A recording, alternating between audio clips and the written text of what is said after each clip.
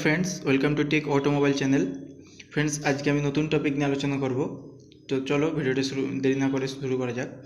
आज के आछे कम्प्रेशन एंड कम्प्रेशन रेशियो, ये दुटो जिनिस निये टपिक निये आमि आलोचना करब।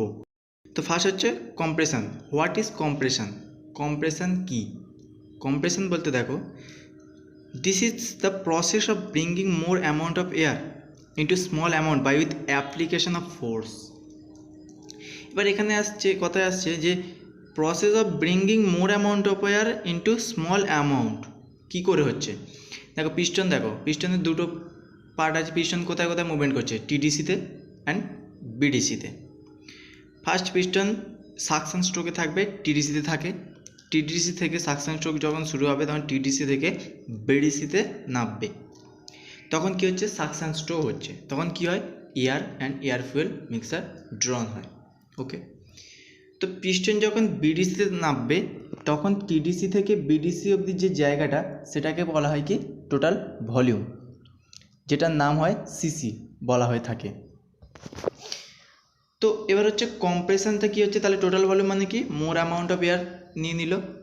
পিস্টন টিডিসি থেকে বিডিসিতে ট্রাভেল করা মানে মোর অ্যামাউন্ট অফ এয়ার টেনে নিল, ব্রিঙ্গিং মানে নিয়ে নিল। এবার হচ্ছে স্মল অ্যামাউন্টটা কী করে আসছে? By application of force. ফোর্সটা কোথা থেকে আসছে? তো ফোর্সটা আসছে দেখো, পিস্টনের যখন কম্প্রেশন হয়ে যখন পাওয়ার পায় তখন ফ্লাইহুইলের মধ্যে পাওয়ারটা স্টোর হয়। তো স্টোর হলে কি হয়?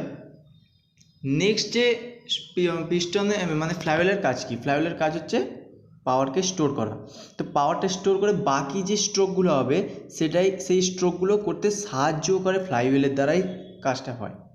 ওকে, তো আশা করি বুঝতে পারছো। তাহলে ফ্লাইহুইলের কাজ অনেক আছে, সেটা নিয়ে আমি আলাদা ভিডিও তৈরি করব। তো এই যে ফোর্সটা পাচ্ছে সেটা ফ্লাইহুইলের দ্বারাই পাচ্ছে। যেহেতু ফ্লাইহুইল পাওয়ারটা স্টোর করে বাকি ইউটিলাইজ করছে সাকশন, কম্প্রেশন অ্যান্ড এক্সস্ট হওয়ার জন্য, এক্সস্ট স্ট্রোক কমপ্লিট করার জন্য। তো এটাই হচ্ছে ফোর্স। তাহলে পিস্টনের এটা হচ্ছে কম্প্রেশন। আশা করি বুঝতে পারলে কম্প্রেশন কি? যে মোর অ্যামাউন্ট অফ এয়ারকে স্মল অ্যামাউন্ট মানে টোটাল ভলিউমকে ক্লিয়ারেন্স ভলিউমে আনাটাকেই বলা হচ্ছে কম্প্রেশন বলা হচ্ছে। এরপর হচ্ছে কথা হচ্ছে যে কম্প্রেশন রেশিও। নেক্সট হচ্ছে কম্প্রেশন রেশিও। এটা কি?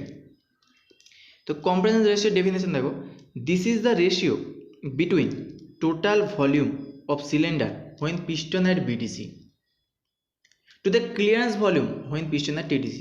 তো দেখো বোঝা যাচ্ছে, দেখো this is the ratio. Ratio মানে বুঝে পাচ্ছ যে অনুপাত। কিসের অনুপাত? না বিটুইন মানে মধ্যে, the total volume of cylinder. Total volume কখন হচ্ছে? যখন পিস্টন বিডিসিতে থাকছে, মানে টিডিসি থেকে বিডিসিতে আসছে। তাহলে টিডিসি থেকে বিডিসিতে যে জায়গাটা সেটাই টোটাল ভলিউম বা সিসি। এরপর হচ্ছে হোয়েন পিস্টন অ্যাট বিডিসি। তাহলে এখানে দেখো বিডিসি থাকা মানে পিস্টন বিডিসিতে আছে, বিডিসিতে থাকা মানে টিটিসি থেকে বিডিসিতে পর্যন্ত যে জায়গাটা, যে ফাঁকা জায়গাটা সেটাকে হচ্ছে টোটাল ভলিউম। এরপর হচ্ছে to the clearance volume when piston at TDC. তাহলে ক্লিয়ারেন্স ভলিউম কখন হচ্ছে? যখন পিস্টন টিডিসিতে থাকবে। তাহলে ক্লিয়ারেন্স ভলিউম কাকে বলে? এর আগে পড়েছি যে বিটুইন মানে সিলিন্ডার হেড অ্যান্ড পিস্টন যখন টিডিসি থাকবে, সিলিন্ডার হেড অ্যান্ড পিস্টন হেডের মাঝখানে যে জায়গা, যে স্পেসটা থাকবে সেটাই হচ্ছে ক্লিয়ারেন্স ভলিউম। তো আশা করি বুঝতে পারছো ক্লিয়ারেন্স ভলিউম। তো clearance volume is equal to হচ্ছে total volume by clearance volume. তো এবার কথায় আসছে যে টোটাল ভলিউম সাপোজ আমি ধরলাম যে 1000 সিসি। ওকে, এবং সুইফট ভলিউম ধরলাম আমি সাপোজ 900। ওকে, সাপোজ 900। সুইফট ভলিউম কি? এর আগে আমি পড়েছি, আগের ভিডিওতে দেখে নেবে, যদি না মনে থাকে ভিডিওটা আরেকবার দেখে নেবে। সুইফট ভলিউম কি? যে টোটাল অ্যামাউন্টটা যে সাক্ট করছে, ঠিক আছে, টিডিসি থেকে বিডিসি। এবার কথায় আসছে যে এটা তো কম্প্রেশনও হচ্ছে, এটা তো টোটাল ভলিউম হচ্ছে। যে কথায় আসছে না যে এটা মনে হচ্ছে যে টোটাল ভলিউমও হচ্ছে, যে সুইফট ভলিউম তো টোটাল ভলিউমও বলা হয়ে থাকে। কিন্তু দেখো টোটাল ভলিউম মানে সিসি, সিসি মানে কিউবিক সেন্টিমিটার, কিউবিক সেন্টিমিটার মানে সিলিন্ডারের ক্যাপাসিটিকে বোঝাচ্ছে। কিন্তু একটা কথা ভাবো, সিলিন্ডারের ক্যাপাসিটি অনুযায়ী কিন্তু এয়ার বা এয়ার ফুয়েল মিক্সার, এয়ার হচ্ছে ডিজেলের ক্ষেত্রে, এয়ার ফুয়েল মিক্সার পেট্রোলের ক্ষেত্রে 100 সিসি গাড়ি হলে 100 সিসি যে এয়ার ফুয়েল মিক্সার এন্টার হবে এটা কখনো সম্ভব হয় না। আমি ন্যাচারাল অ্যাসপিরেটেড ইঞ্জিনের কথা বলছি, যেটা সম্ভব হয় না। ঠিক আছে, যখন আমরা ভলিউমেট্রিক এফিসিয়েন্সি নিয়ে পড়বো তখন আমি এটা বুঝিয়ে দেবো।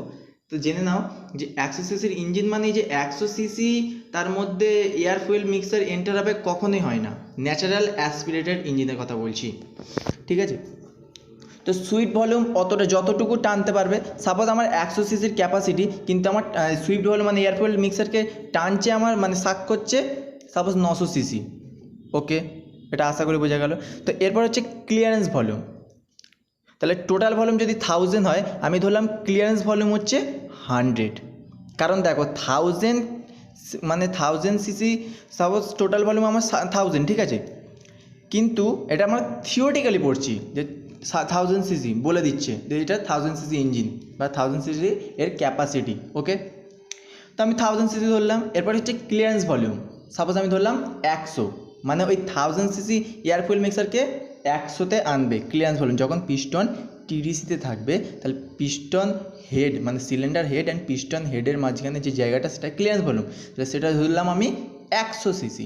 Compression ratio is equal to total volume by clearance volume. তাহলে কী হচ্ছে, টোটাল মানে 1000 আর ক্লিয়ারেন্স হচ্ছে কি 100, তাহলে কত হচ্ছে 10:1 রেশিও। আশা করি বোঝা গেল। এবার কথা হচ্ছে দেখো ডিজেল ইঞ্জিনের ক্ষেত্রে আমি বলে দিচ্ছি, ডিজেল ইঞ্জিনের কম্প্রেশন রেশিও কিন্তু অনেক বেশি। কারণ ডিজেল হচ্ছে হাই টর্ক ইঞ্জিন অ্যান্ড ডিজেলের পাওয়ার পেট্রোলের থেকে অনেক বেশি, অ্যান্ড পেট্রোল ইঞ্জিনের কম্প্রেশন রেশিও অনেক কম। পেট্রোলের কম্প্রেশন রেশিও হচ্ছে 8:10:1, আর ডিজেল ইঞ্জিনের কম্প্রেশন রেশিও হচ্ছে 18:24:1। ডিজেল ইঞ্জিনের কম্প্রেশন রেশিও এত হাই কেন?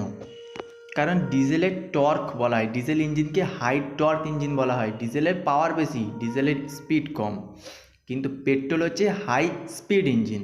পেট্রোল হাই স্পিড ইঞ্জিন, পেট্রোলের ভোলাটিলিটি অনেক বেশি, ঠিক আছে, ডিজেলের ভোলাটিলিটি অনেক কম। ডিজেলের কম্প্রেশন রেশিও যেহেতু বেশি, তাহলে টেম্পারেচারও বেশি হবে সিলিন্ডারের মধ্যে। তা টেম্পারেচার কম্বাসন চেম্বারের মধ্যে ডিজেলকে ইনজেক্ট করতে হয় হাই প্রেসারে, তাই ডিজেল বার্ন হয়, ওখানে কোনো স্পার্ক প্লাগ নেই। বাট পেট্রোল ইঞ্জিনে কী আছে, স্পার্ক প্লাগ, অ্যান্ড পেট্রোল ইঞ্জিনের ভোলাটিলিটি অনেক বেশি। ঠিক আছে, যদি কম্প্রেশন রেশিও বেশি হতো তাহলে কী হতো, আগেই পিস্টন বিডিসি থেকে টিডিসিতে মুভ করার আগেই পেট্রোল বার্ন হয়ে যেত। ঠিক আছে, এই জন্যই পেট্রোলের কম্প্রেশন রেশিও কম। তো আশা করি তোমরা বুঝতে পারছো।